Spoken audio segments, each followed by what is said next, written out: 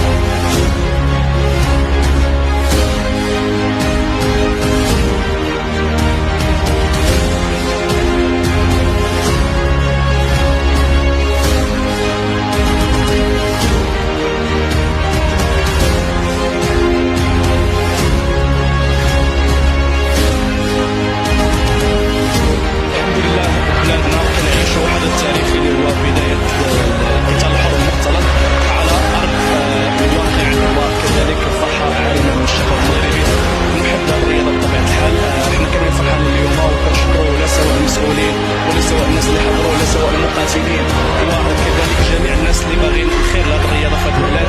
فرياضه الMMA هي واحد الرياضه اللي عالميه حاليا، واكيد لازم احنا كدوله اللي كتساير جميع التحديثات اللي كيوقعوا عالميا، فاكيد لازمنا اننا نشوفوا ابطال ان شاء الله في هذه الرياضه.